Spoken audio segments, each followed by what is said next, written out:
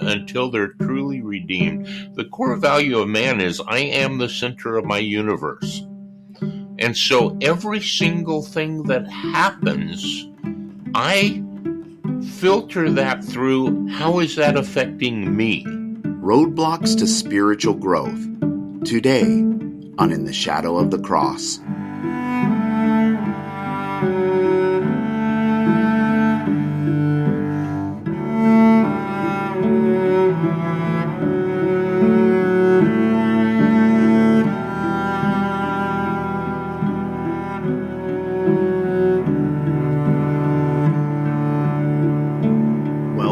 To another edition of In the Shadow of the Cross. I am Loren Rosser, and I am here with Jim Durkin. Good morning. And James Bond. Yeah. No, Michael Harden. Good to see you. So everyone knows what we're talking about when we use the program where we record these. You have to enter your name, and this week Michael entered James Bond, and last week who was it? There was another one you put in. Billy Bob Thornton last week, yeah. I want my French fried taters. It's one of my all-time favorite movie characters. All right, so we thought it would be fun to talk about roadblocks to spiritual growth. And really, the place we need to start is, what do we even mean by spiritual growth? We probably, depending on the group or the community you grew up in, you probably have even a different definition of what spiritual growth even is. So I know for me, spiritual growth meant basically becoming a more moral person, like following rules of codes of conduct extremely well, and also reading my Bible every day and being unafraid to tell people about Jesus was like the markers of spiritual growth. At least in my youth, that was the markers. It's changed over the years depending on the different groups and people I was with. So I'm sure everybody listening could come up with a different thing that they think of when they hear spiritual growth. So let's define that term. What do we mean by spiritual growth? What is spiritual growth? I think one of the first things that most people would agree on is at least the term becoming more Christ-like. That's spiritual growth. The more Christ-like I become, the more spiritual I am, et cetera, et cetera. It's the breakdown of what we mean by becoming Christ-like. Yeah. And I think, Loren, you probably hit the nail on the head when you say becoming more morally adapt to the rules and the regulations of my particular denomination. You know, the more I become obedient to, whatever those rules happen to be, whether they're social justice rules in one setting and another, they're abstaining from all the taboo sins, that the church has defined, and my comment to a lot of that is that adherence to moral laws doesn't make one more holy. It makes a liar out of most people. We'll explain that in a minute, but just chew on it. Yeah, because that's a good comment. Yeah, everybody chew on this, and to be continued. We'll return to Jim and find out what he means by that. Michael, what are your thoughts on spiritual growth? Well, I think both of you are spot on. To your point, Loren, the introduction of the law in the process of sanctification in the Reformed tradition is what has created this notion that spiritual growth equals taking on certain cultural moral values. Okay? To Jim's point, Christ-likeness is going to depend on your view of Jesus. You can have a very bad view of Jesus, and you'll end up being just like that bad view of Jesus. So I think both those points have to be acknowledged at the beginning. The first is that spirituality and spiritual growth is not to be equated with moral growth. It does have to do with one's character in the same way that morality does. But we're talking about something, we're talking about character that is much deeper than just, I don't drink, I don't smoke, I don't swear, I don't go to dances, I don't, whatever. The second thing is that Christ-likeness has I think always been a part of spiritual growth, going back to the early church with their catechisms, their catechetical practices, I should say, the Didache and other docs and the Sermon on the Mount and these kinds of texts that were used to form us into the image of Jesus. In the Middle Ages, the spirituality of the clergy, including the secular clergy like the monks and the nuns, that was separated from the laity. And so the priests and the monks and the nuns were expected to live up to that higher standard, whereas the laity didn't have to. And so Christ-likeness amongst the regular population wasn't really emphasized. And then in the later Middle Ages, you have some beautiful texts. I think of Guizhou II's The Ladder of Monks, where he talks about the spiritual journey as an ascending, like climbing a ladder. Unfortunately, that ladder motif has been ripped off by modern Protestantism, so the climbing of the ladder has now to do more with I'm better than this person below me. As long as I keep climbing, there's people below me that are worse than me. Why, I'm okay. And then finally, I would say that we have to distinguish between religious growth, which is unhealthy. That's where I'm there every moment the church doors are open. I'm, doing all the things the church wants me to do. I'm involved. I'm a deacon. I'm a this, I'm a that. I do volunteer work here. I'm just always there. That's religious growth. Spirituality is very different, because any authentic Christian spirituality, like any other doctrine, has to start at the cross. We have to start spirituality at the cross. We have to acknowledge that within spirituality, the dark night of the soul plays a very prominent role. And most people, if they go through a dark night of the soul, because they are not aware that their circumstances are not a barometer of the Father's love, that dark night of the soul becomes for them oppressive and depressive, and it handicaps them. They can't move spiritually. They're stuck, or they start just saying, well, there is no God. God doesn't love them, up. But that dark night of the soul, that crucifixion of the ego, is absolutely essential to spiritual growth. For unless a grain of seed falls into the ground and dies, it abides alone. So that's the first thing I would say, is that until we are able to go through a dark night of the soul in our own personal existence, trusting the Father as Jesus did on the cross, we won't experience what Paul talks about in Galatians 2:20. I am crucified with Christ. I'm dead. I'm dead. The world is crucified to me. I'm crucified to the world. The whole damn thing is dead. What I find interesting, though, is that what you were sharing about the dark night of the soul, and we're talking about spiritual growth, is that falls so much in line with everything else in the kingdom, of how the kingdom is so upside down. The last will be first, the first will be last, the least is the greatest, all that kind of stuff. And then when you talk about spiritual growth, it's interesting because from the kingdom perspective, what you just presented, Michael, is it's the opposite of what we think. That we think of growth is going up and up and up, things getting better and better and better, levels of success, like the business world and stuff. And then what you just said, you just flipped it upside down and said, no, it's you go in the grave and you die. That's right. Now, everything in my natural mind, or at least in my American culture of success, tells me that's wrong, says that's not success. That if I wake up one morning and, my wife has left me and my kids have taken off from me and my dog has run down the street and can't find him, and somebody stole my car, and then I would say I'm a complete failure. I would say you're a country yes. Unless you wrote a best-selling song on the country choice. Western genre, then maybe you would be a success. But I think What's that funny- song's already been written. What's funny is that's actually what I was pulling it from, was country music when I was coming up Of with my course. analogy. We knew that. Of course.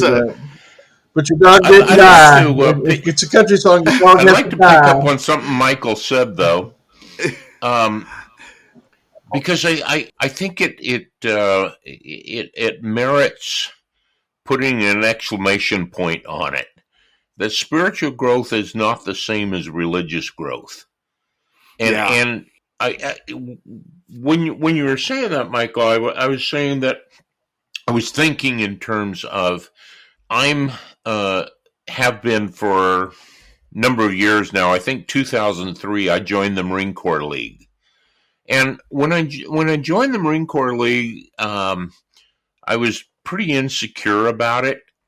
Actually, I was one of the youngest people in the league at the time, and most of the guys that were in there had their stories all polished, and what I did come to learn was that many times as the stories were recounted, this time of telling this story, there was more people on the hill and they had fewer bullets than the last time I heard it, but nonetheless. And over time, I began to see that there is a ladder, like you were talking about, and you could kind of climb that ladder by, it's kind of like the Boy Scouts getting your merit badges. You do the certain things that need to be done. And in, I believe it was 2013, so 10 years later, I was voted in as the commandant of the league. I've served as a chaplain. I've served as their paymaster, and I'm the commandant again right now.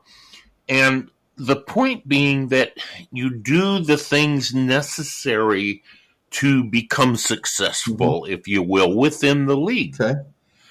All right. Having said that, I don't think there's anything wrong with, if that's your choice. It's my choice to be part of the league.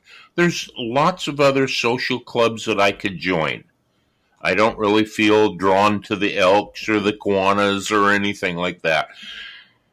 If the one that you feel drawn to is the church world, the evangelical world, the liturgical world, whatever it is that you're, and you want to climb the ladder within that, you want to do the things necessary to gain recognition and position and authority and whatever, I don't think there's anything wrong with that if you put a period there. If, therefore, you equate that to spiritual growth, you're making a serious mistake. So one is a, if you will, it's a social club. The other is a relationship, and never the twain shall meet, as they say. It's like, but I think it bears stating that if you want to grow within the social club called church, not the church that Jesus is building, but the church that mankind has built, the club, I don't think there's anything wrong with that. I don't have a problem with that. That's your choice. But what we're talking about today is spiritual growth, and I think it needs to be said that they're not one and the same. So that's a really good point, Jim, because it's true that I could decide, okay, I want to be the best Sunday school teacher I can be. And I could be in a church and put my energy towards that and decide that that's what I'm going to do. But I'm not going to wear that, like you said, as a merit badge and impose that upon other people outside the group. And nor am I going to see that as that equals spiritual growth. In that sense. And hopefully, Loren, as a Sunday school teacher or, the men's Bible study teacher or whatever, hopefully you're going to teach others to not equate that with spiritual growth either. You're gonna, in other words, you're gonna teach the difference between growing in that system or whatever, uh, being a good member of the community and whatever, as it differs from personal spiritual growth. And not only personal spiritual growth, but spiritual growth within the community. Because I think I don't think you can isolate yourself and think that you're growing spiritually if you do not see how you fit within the whole community. There's a saying in Al-Anon, religion is for people trying to stay out of hell. Spirituality is for those who've been there. Oh, that's good. That's been very important for me because it helps me to distinguish between religion and religious growth, knowledge of the Bible, time at church, knowledge of the denomination, all the stuff that goes with all that nonsense. And then spiritual growth, which is an entirely different subject matter because spiritual growth has a psychological component, it has a personal component. It has a psychological component, which is personal, but it has a social component. So spirituality is not something that one does by oneself, because, first of all, if one is alone, one still has all the great spiritual writings of the past in the Christian tradition and in other traditions. Okay, and I don't want to limit spiritual growth to conformity to a Christian tradition, because in my own case, I did not start growing spiritually until I learned the Native American shamanic tradition.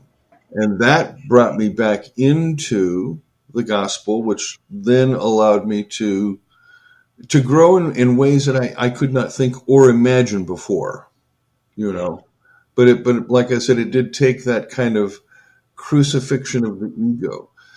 There's that the psychological part of spiritual growth is that one does learn that most emotions in life are ephemeral. Emotions come and go. And a spiritual person isn't ruled by their emotions. They have them, they experience them, but they don't act on them. That's what Paul refers to as self-control, as a fruit of the Spirit. And the second observation I would make is, not only is it psychological, where we learn about ourselves as we learn about, quote, God, and as we learn about God, quote, we learn about ourselves. There is that mutual self-knowledge that takes place in real spirituality.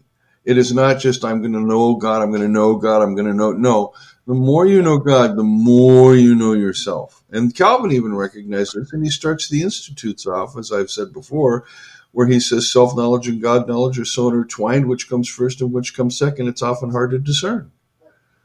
And then, in addition to that, spirituality is social. It is something we have between us. We share between ourselves as individuals, as Girard says. And that creates the concept of the body. And I have to now go take care of Rosie, so I'll let you guys come in. That was Michael's dog in the background. Well, I just, again, just meditating on what Michael was saying there, there's a lot in certain circles right now. There's a lot of teaching or emphasis on identity, finding your identity and whatever.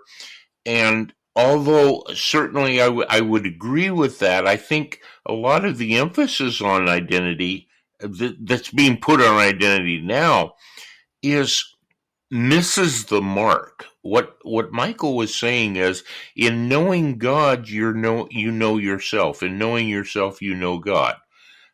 that's different than what's being talked about now and being called finding your identity. Yeah. It's finding your identity is, that you're going to be the next greatest whatever because you have a destiny and a call on your life and whatever. And, again, within a religious club, fine. If that's the identity you want to find, is you want to climb that ladder, that's fine. But if we're talking about finding yourself in God, I remember my dad did a series years ago entitled "Finding Your Identity in the Word." Your identity's in God. It's not in your whatever your status in the system. So I appreciate what you're saying there, Michael, about that. Can you repeat that? How did you say that? Well, I talked about spirituality as personal and spirituality as social. It has both components. So which component did you want me to elaborate on? You were talking about knowing God. Oh, yes. So yes, so it is a dual.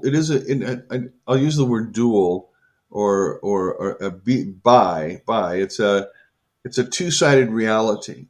For most Christians, knowing God means knowing doctrine, knowing Bible verses, their prayer life. I don't know. When I hear Christians pray, it's always amazingly the same damn kind of thing. So, for example, we went out not too long ago with a family, and they had to pray at the restaurant, and the dad bows his head and says, "Dear Father God, we give you thanks for all this food that's here before us, and the hands are prepared, and we're just really grateful to be together, and we just want to thank you in Jesus' name, amen." And it's like, what the are you doing? Right? And it's the same with pastoral prayers in church. Pastor does the same, and it's like, if you talk to me the same way every time, I wouldn't hang out with you very often, Hey, Loren, how's it going? Really love the podcast. It's really great here. We're having a good time. How about you, Jim? Doing well? Okay. Well, I thank you, Loren. Okay. Amen. I just like, you're kidding me, right? You're kidding me. No. So, spirituality. What is spirituality? Spirituality is to engage in the world of the spirit. And the world of the spirit is not the world of the mind. It's not the world of thoughts. Interestingly enough, in my experience, emotion is what governs the spirit world. And that's why it's so important when one is growing in their spirituality that one both learns how to identify their emotional state, how to moderate their emotional state, and when to use emotions to bring about changes, good emotions. Emotion. We're talking about motion. We're talking about movement. We're talking about activity, and how to use good, healthy emotion to create, healing in relationships and healing in oneself. And then the final component I want to say is this, and this has not been a huge part of the Christian tradition, although one finds it from time to time in people like St. Francis, and that's nature. Nature is the most important part of a spiritual journey. The natural world, the forest, the ocean, the desert, flowers, trees, birds, wind, air, snow, rain, sun, life itself. Life is created by God, the natural world, not civilization, not humanity, but the natural world, nature. You cannot experience a robust, healthy spirituality if you are not grounded in the earth. Your spirituality will be so heavenly bound, it's no earthly good. And when you're grounded in the earth, when you have learned how to walk in a forest, for example, and experience the forest on the level of aesthetics, beauty, you've experienced the forest on the level of, what you see and hear around you, your awareness. But there can be a place where you can actually experience the forest on the level of spirit. and there's much I could say on that, but I won't because it's pretty esoteric. Well, and you just hit on two things that are really missing or have gone astray in a lot of us having, especially people like me who are raised in like a Protestant evangelical background, is that first of all, we tend to be so Gnostic. Right. That what you just said, I know years back that it would have been offensive to me. Oh, Michael's becoming a New Ager, but it's that because we see it as this natural world, natural bad, spiritual good. So we think, this spirit inside me is what matters, not my physical being. And so we tend to shun, and that all comes from Plato. There's,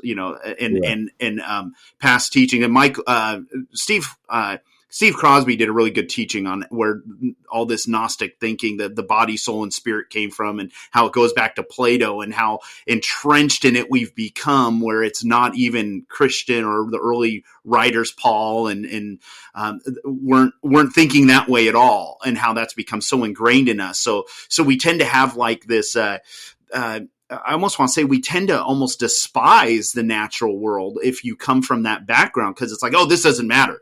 I'm going to leave this world. I'm leaving my body. It doesn't matter. So, you look like me, like you've eaten 20 cheeseburgers and, but no, but so you've got that side of it. And then you've also got the other side of it where in Protestantism, this is something I'm just learning now, is there's no doctrine of beauty. And you were just talking about that, about how when you walk into the forest, enjoying the beauty and stuff, that's all stuff that I'm realizing that there are, like you said, in the church fathers and stuff, there are people who had that and clung to that, but that is so absent in my Protestant upbringing. Not because they were terrible, evil people. It's just not there. Because again, this world doesn't matter.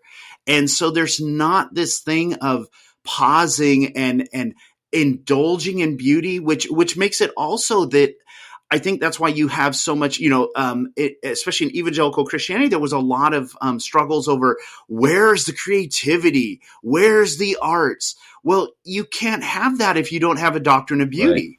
Because that's what that is. That's embracing, just like you said, Michael, that natural world or the beauty that's around us, and acknowledging that God is beautiful. And that God created beautiful things, and taking time to appreciate that. And like you said, that is energizing. And it's funny because I know even in evangelical circles, they do deep down recognize that, because they would come up. I was a camp counselor for years, and we were in the around Lake Arrowhead in Southern California, in the mountains and the woods. And people would come up there and they would say all the time, "I feel so close to God." Yeah. And it's like, oh, you just became a Native American? You just became a New Ager? What happened to you? But they would say it, sure. Because there's something because when you're in nature, there is something of God you witness of his beauty that's energizing in those places. Here's the thing. Nature is purity. Listen, when you're in the natural world, it doesn't lie. Snakes bite, spiders poison, plants poison, sunsets and sunrises astonish. It's only truth. It's pure. There's no deception in the natural world. It is what it is. It's earthquakes, it's tsunamis, it's everything. It is what it is. And it doesn't tolerate. Mother Earth, Gaia, doesn't tolerate deception. I remember years ago, I went to a spiritual renewal weekend that was hosted by our Catholic brethren, and they sing a song that really tweaked me. Not necessarily in a good way the first time I heard it, but the song was, "Have you seen Jesus, my Lord?" And one verse says, "Have you ever looked at the sunset?" Uh-huh. And it describes it. And then it says, "Then I say you've seen Jesus, my Lord." And another verse, "Have you ever walked by the seashore?" And it describes that, the waves and so on and so on. Then I say, "You've seen Jesus, my Lord," and I was like, "Oh Yeah, man, no. these guys need a revelation of the Lord." And the more I walked in that, and the more really not even realizing it, but the more that song and conversations with some First Nations people here in our county, the more I begin to realize that I was the one that was being deceived, by Western religion. It's like, yeah, some of the best times I've ever had was when I'd go out into the middle of the forest and sit, down at the bottom of, at the trunk of a tree and just meditate. And I'd walk away from there feeling so elated in the spirit, and I didn't make the connection. It took a long time to wait a minute. There's something there, and grounding. And when I say grounding, I mean actual grounding, taking your shoes and socks off and walking on the soil. It's like there's something to it. You know. And there's really an understanding, even for the dominionist, the ones that we've been given dominion over the earth. Well, that doesn't mean that somehow our dominion is greater than being connected to the creator who created that earth and treating the earth with the respect that it deserves to be treated. Our dominion does not give us the right to to abuse the creation. It's like we have a lot to learn. It's just, yeah, maybe we should go lay in a field somewhere and let the grass talk to us. There's a delightful exercise we do in tracker school class, in the philosophy class, that I still do. And when I'm teaching this, I have my students do this. It's called tree preaching. And you just wander out in the forest where there's nobody around and you preach to the trees. And I mean, you preach your emotion. You preach, and when I'm not talking about preaching the gospel, I'm talking about spilling your guts. And you do it with passion. And I'll never forget an experience. I was in Holland, and I wandered out into a forest there near the place we were staying. I found this grove of trees, and I just started preaching. And it didn't take too long before, the tears were flowing and my heart was opening. And I'm not kidding you. The trees bent in toward me. I don't know if I saw it in my spirit eye or my physical eyes, but the trees just gently bent in to listen. Mm-hmm. It's a wonderfully therapeutic exercise because I wasn't talking to God, so to speak. I was pouring my heart out to that part of reality that I am a creature. It's interesting because, in line with what you're both saying, I'm looking back here at my life and seeing so many of the profound turning points in my life occurred in nature. Uh-huh. It was before I met you, Jim, that I went out in the woods because my upbringing had taught me that God only speaks through the Bible. And I was in this place where I was just frustrated, and I went out into the woods and had it out with God. Just yelled and screamed. And I remember one of the things I shouted at him, I said, because I was always told the Bible is a love letter, and so I said, well, my dad may write me letters, my earthly dad, but I go, he at least calls me sometimes. That's brilliant.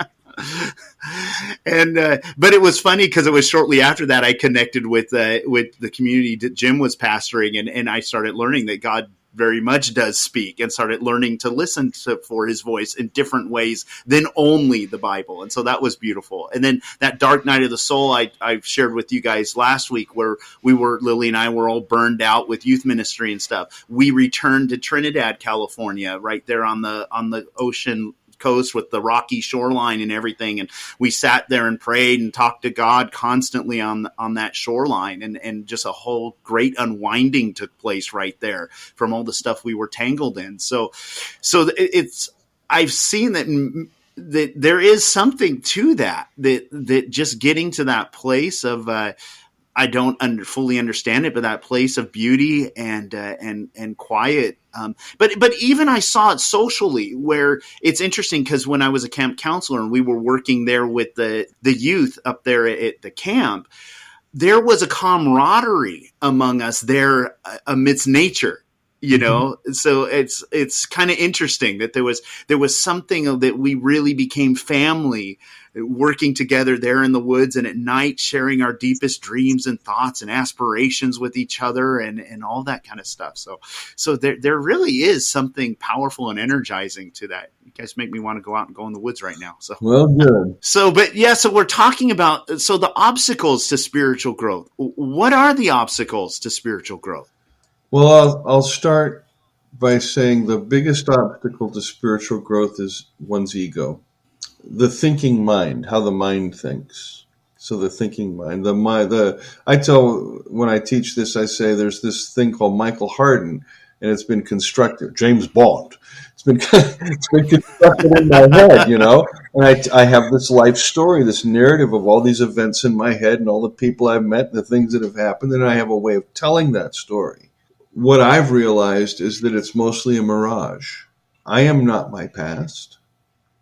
Neither am I the consequences of my past.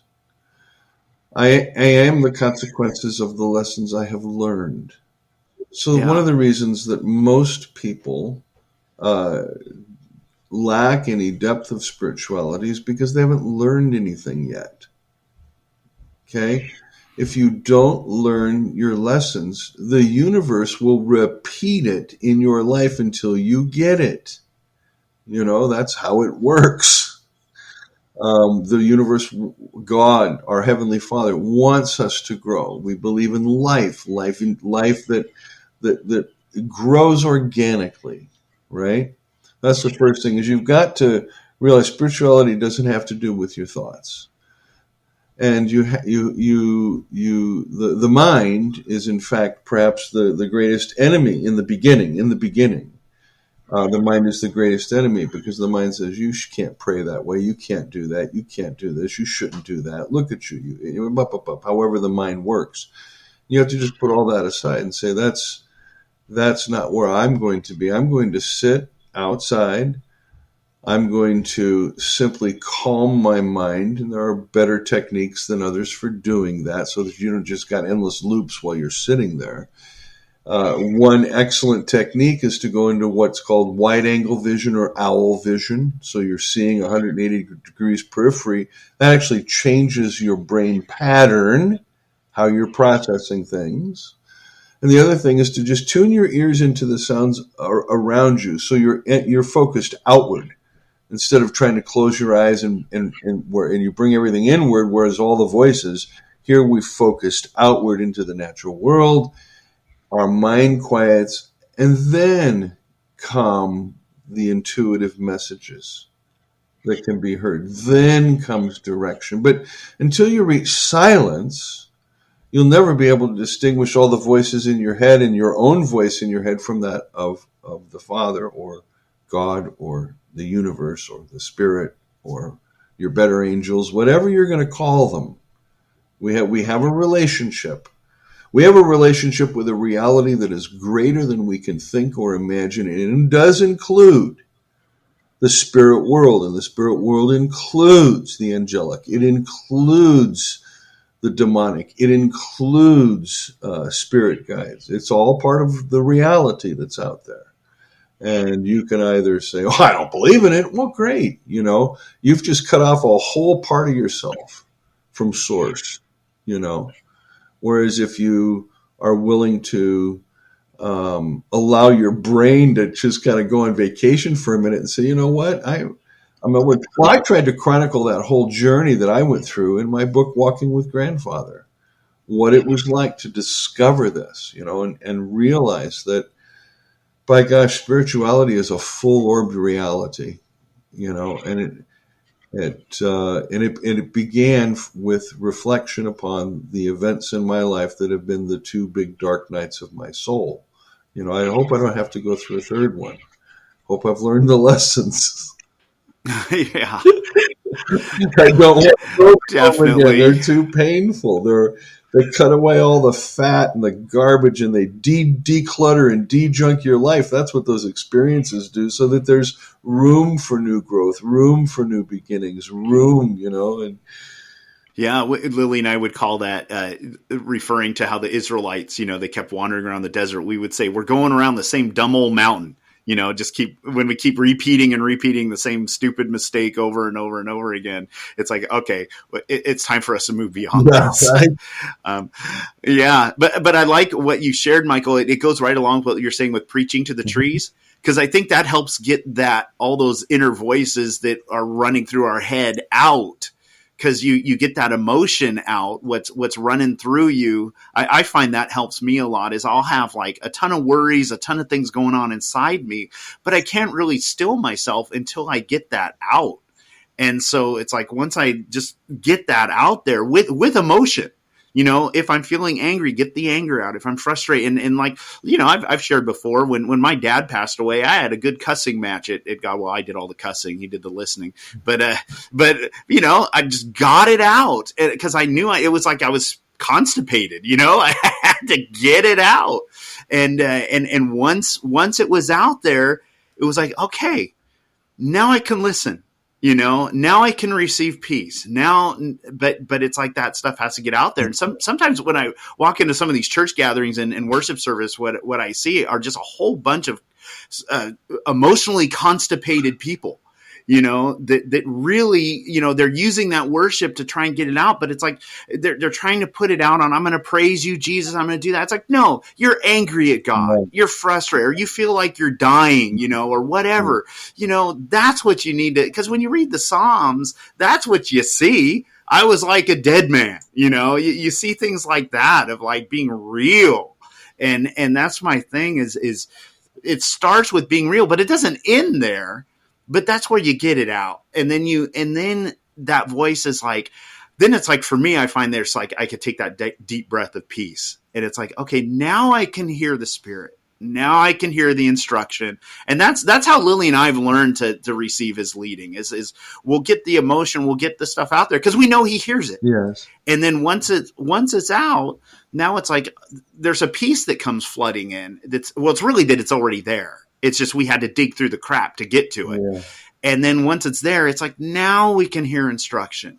Now we can receive direction. If he has any to give. Sometimes it's just, we just need his peace, If we're willing to stay in a place after we get it out. Yeah. And what I mean by that is that I've known people in the past that they have their yelling times, with God, telling God off because of this or that or the other thing. And as soon as they're done, they get up and walk away. Exactly. Good point, Jim. And it's like they're destined to have that yelling match somewhere down the road again. I wouldn't want to be their spouse. Because what they're going to do, they're going to, I do a seminar from time to time. I used to do it twice a year, but called Foundations of the Heart. And in that, I make this statement that the core value of man, until they're redeemed, and I don't mean until they say a sinner's prayer and get saved, but until they're truly redeemed, the core value of man is, I am the center of my universe. And so every single thing that happens, I filter that through, how is that affecting me? This is really upsetting me, or, this makes me feel really good. And so I feel really good about that because it makes me feel really good. And therefore, because it makes me feel really good, this must be God. And so I do these things that make me feel really good because that's God. And I stay away from these things that make me feel kind of bad because God doesn't want me feeling bad because He has my best life is, for me, right? Yeah, all these wonderful things, and therefore I stay away from those. And the reality of it is not that God is making me feel bad, but I've got a lot of crap in my life that I've kind of taken on because I'm self centered, because I'm self motivated. And God has a life for me that is found in relationship. But until I shut up and allow Him honestly to talk to me, well, the first times I approach, okay, I'm going to listen to God now. I'm probably going to get a bunch of rules and regulations. I'm probably going to, because I'm already self deprecating. I'm already, well, God is holy and I am not. And therefore, God is telling me how bad I am. And that's why I like to stay away from God, because He tells me how bad I am. And I have to even work through all of that junk before I really get down to the core essence of the relationship that God has. But as Michael said, and I think we need to get back to that, it has to start at the cross. It has to start there. It cannot start with the awesome holiness of God, the unapproachable light, things of that nature. So, Michael, pick up on that if you would. What do you mean by it starts at the cross? Well, so I'm riffing here on the Johannine, the fourth gospel, the Gospel of John narrative, and that writer has a very explicit understanding of Pentecost as occurring at Calvary. And so that's why that writer, Jesus will, quote, breathe the Spirit on them in the upper room. That's the Johannine Pentecost. But it's at the cross that the Spirit is given. It has to do with the blood, the spear scene, the blood water scene, the spear scene. It's a kind of a wrap up of some of the symbolism that's found earlier in the gospel, particularly chapter 7. But at any rate, the Spirit is a cruciform spirit. It is the Spirit of the crucified. It is the Spirit of the one who trusts the Father in spite of everything, who forgives, does not seek any retaliation or vengeance, is in tune with the reality that is that the reality is horrible, but at the same time in tune with the greater reality of life over death. When we have a mentality, when we have a mindset that sees death as the end of everything, we will live in fear of death, and we will do all kinds of stupid things because we're afraid of death. Whereas if we believe not just in, I was asked the other day if I believe in life after death. I said, do I believe in the afterlife? Do I believe in the afterlife? That was the question. I said, afterlife. I said, you want me to talk about what comes after death, right? Because life for you comes after death. So we're in death. This is death. We live in death. We live in a world dominated by death, dominated by darkness, principalities, and powers. That's our reality. We live in it. So if you ask me, I'll talk about the after death, but I don't know about the afterlife. Oh, that's good. Wow. We Wow. have to have our mindset on life, that life is affirmed, love is affirmed. Jim is so spot on. Our view of God will shape our character. And if our God is an asshole, we're going to be assholes. And so it's really, really important as one goes through one spiritual journey to realize our theologies are wrong. They're wrong. They don't begin to capture the goodness, the graciousness, the love, Paul says this in Ephesians chapter 1 and again in Ephesians chapter 3. He says it in Romans 11 after he says, how do you justify a God that forgives everybody? How do you justify that kind of God? And then he quotes Isaiah, oh, the mind of God, who has been his counselor? Who could imagine a creator who said, you know what, I'm going to create, they're going to mess things up. They're going to do the whole right and wrong thing. So what I'm going to do is I'm going to declare them all wrong, and then I'm going to declare them all right. I puts all into disobedience in order that he may show mercy upon all. And when you believe that, when you trust that, you don't judge people anymore. There's no need to judge anybody. And when people judge you, it rolls off you like water on a duck. You don't accept their judgments about you. You don't even worry about them or think about them or care about them. You don't hurt other people. You aren't mean. You exhibit the kind of behaviors that love is patient, love is loyal, love is kind, love is true. It seeks the best. It's those behavior patterns that you begin engaging because you are a life giver. That was good.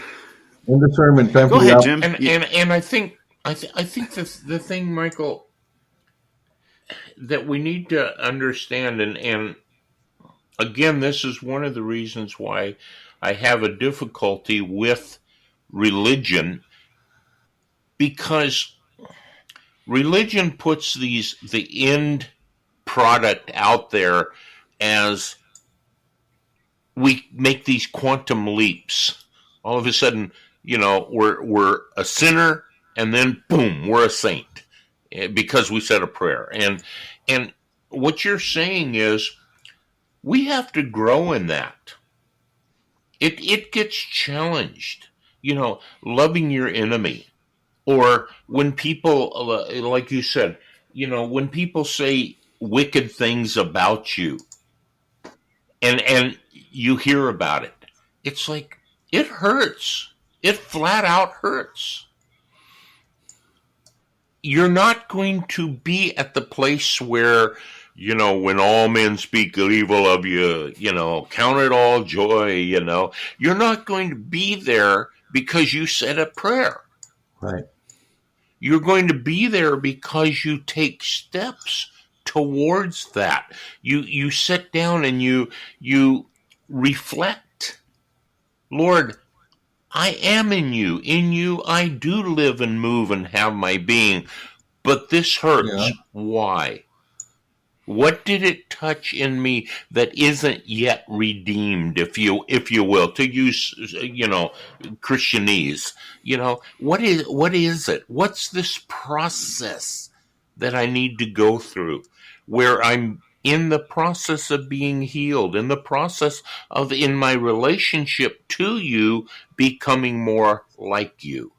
And I think if we don't do that, if we keep waiting for, the right magic pill, we're going to go and we're going to hear the right combination of scriptures woven together into a 20-minute message, and we're going to go away and have our breakthrough.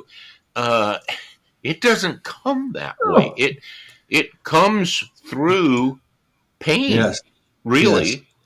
Yeah. Because pain brings us to a place of death, and death brings us to a place of life. That's great. They did a study not too long ago, and I remember learning this back when I was teaching, that they found that the vast majority of people don't, over the age of 30, once you hit the age of 30, the vast majority of people don't change without pain. So pain, sadly, is what is needed for the vast majority of us to change. And I know that's been true in my life as well.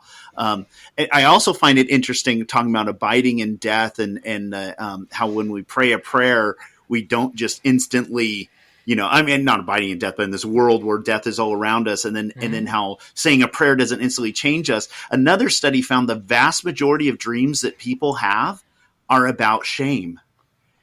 And you think about the jokes about, wearing your underwear in junior high, walking around school naked or whatever, or dreams to do with running away often are shame based, and things like that. And I find it interesting that it's like how much of our behavior and outlook in life, it goes right to that religious root where it's rooted in shame. Not just shame isn't just I feel bad. Shame is also I need to pump myself up to look better than you because I feel bad. There's shame in me, so I'm going to do things to make myself better. And I think what helps us, what frees us the most to love our neighbor and love our enemy is when that shame is dealt with. When I am not ashamed anymore, when I'm not carrying around that bag of shame, because that shame is what pits me against you oftentimes. Is that because again, if I feel ashamed and you say something that hits a nerve in me, then I'm going to respond out of that shame that I see that even at work as a manager. There'll be certain employees that I just need to talk to about something minor, something needs to be changed in a behavior, something that's not going right. And it's just something technical. It's not personal. But there are certain people I could see there's that root of shame that as soon as I come in to say, can you change this? It's either I'm, a pump up to, justify, or I'm going to put on some protective thing because you're crushing me. And it's interesting when it's just like, hey, can you make sure you hit that button before you leave work? It's like, we're not talking like you need to change an attitude or something, but it just shows how much shame is just drives us and so much. But I think when that shame is gone, it's like, I'm able to love you because for one, like we said, knowing yourself, when you're comfortable in who you are and you're comfortable in a father who's not pouring shame on you anymore, you're not doing that to other people anymore either. Well, now you're getting back to a podcast we did a few weeks ago on sin. First mention of sin is crouching at the door and its desire is for us.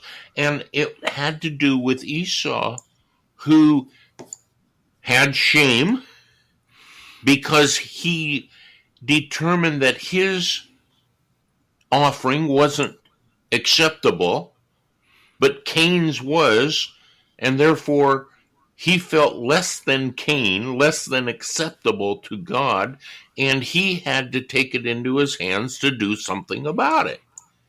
And I think, Loren, what you're saying is so right. It could be as easy as turning and saying, wow, thank you. I forgot that if I push that button over there, it would do what we're trying to get done here. Right. Instead of like, I've got 13 years of training. I know what buttons to push, It's like, who are you to come in here and tell me how to do my job? And it's all this jockeying for, getting out from under the sense of shame that I feel to proving that I'm at least equal to you and maybe even a little bit better. I've been working at this job for 40 years and you just now came on the team, it's like, whatever, and I think it all goes back, we're talking to hindrances to spiritual growth. And, the religious person would say, well, sin is a hindrance to spiritual growth. Well, sin is.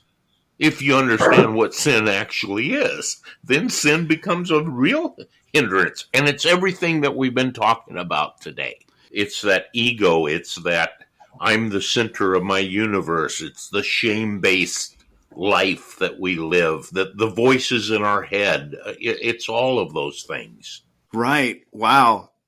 Great conversations, you guys. We are at time, but I hope you all out there enjoyed listening to this. And Michael, I couldn't help but think when you said you're James Bond, I was going, well, but you've been both shaken and stirred. So, but I haven't been put in the blender. No, let's hope that's not down the road for you.